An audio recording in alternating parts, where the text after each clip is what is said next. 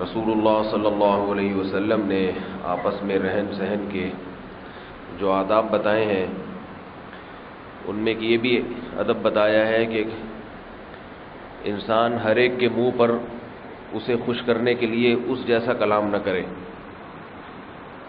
حضرت ابو ہریرہ رضی اللہ تعالی عنہ سے روایت ہے، فرماتے ہیں کہ رسول اللہ صلی اللہ علیہ وسلم نے ارشاد فرمایا، تجدون شر الناس ذا الوجہین یاتی الی ہؤلاء بوجہ و الی ہؤلاء بوجہ، او کما قال صلی اللہ علیہ وسلم۔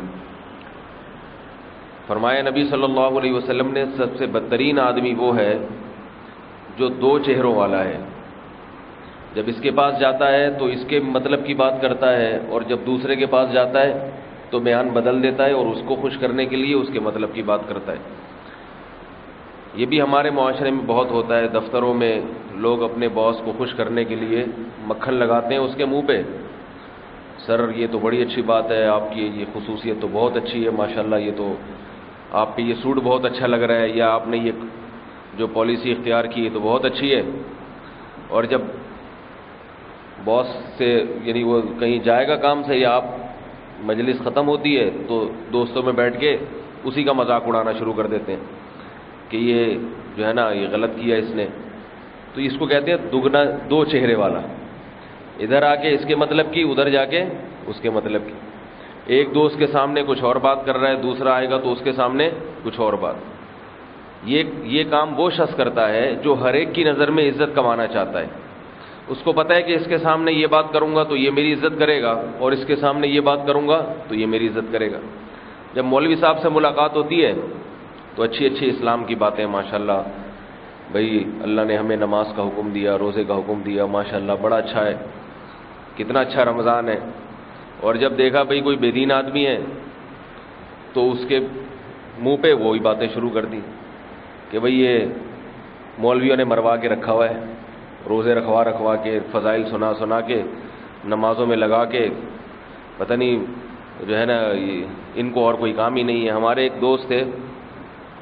سردیوں کے روزے تھے، ہم اس وقت ذرا عمر میں کم تھے، تو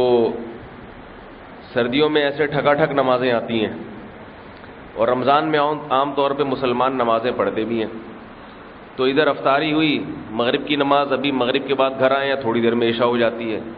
اور مغرب سے پہلے عصر تھی، عصر پڑھ کے ابھی آئے کہ مغرب شروع۔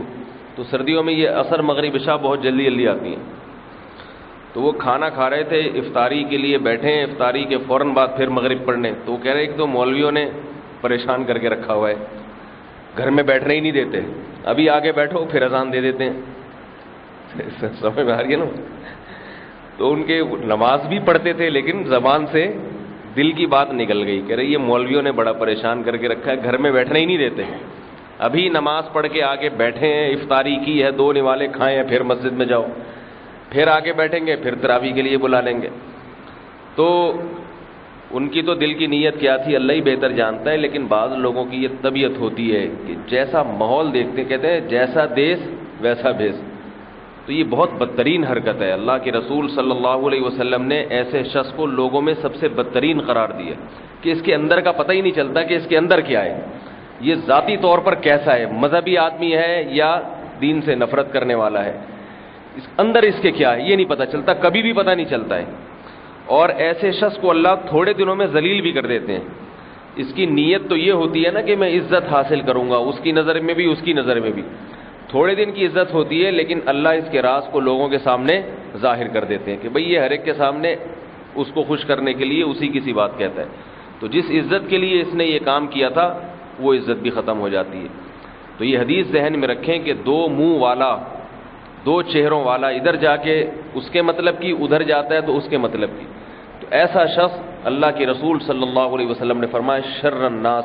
لوگوں میں سب سے بدترین ہے۔ حضرت عبداللہ ابن عمر رضی اللہ عنہما کے سامنے کسی نے کہا کہ اس شخص کے بارے میں آپ کیا کہتے ہیں جو ہر ایک کے منہ پر اسی کسی بات کہتا ہے؟ تو حضرت عبداللہ ابن عمر نے فرمایا کنا نعد ذلك فی زمن النبی صلی اللہ علیہ وسلم النفاقا، ہم رسول اللہ صلی اللہ علیہ وسلم کے زمانے میں اس کو نفاق سمجھتے تھے، منافقت، ایسے آدمی کو ہم منافق کہتے تھے۔ تو تو اس لیے اپنے اندر محاسبہ کرنا چاہیے، اپنے بارے میں سوچنا چاہیے کہ ہم بھی ایسا تو نہیں ہے کہ جہاں بیٹھتے ہیں اسی کے گیت گانا شروع کر دیتے ہیں۔ اگر آپ کو کسی کی کوئی بات بری لگتی ہے، آپ اس سے متفق نہیں ہیں، تو اور آپ میں یہ بھی ہمت نہیں ہے کہ ہاں میں یعنی اس سے کا انکار کریں، تو خاموشی اختیار کر لے انسان، ہاں میں ہاں نہ ملائے۔ کوئی شخص غلط بات کر رہا ہے، آپ کو یہ ڈر ہے کہ میں اگر اس کی غلط بات کی تردید کروں گا تو یہ مارے گا یا ناراض ہو جائے گا یا میں برداشت نہیں کر سکتا، تو شریعت پھر اجازت دیتی ہے کہ خاموشی اختیار کر لو، ہاں میں ہاں نہ ملاؤ۔ ہاں میں ہاں ملانا پھر یہی منافقت ہے کہ دل میں نہیں ہے لیکن اوپر سے آپ ایسا کہہ رہے ہیں۔ اللہ تعالیٰ اس برائی سے ہم سب کو بچائے۔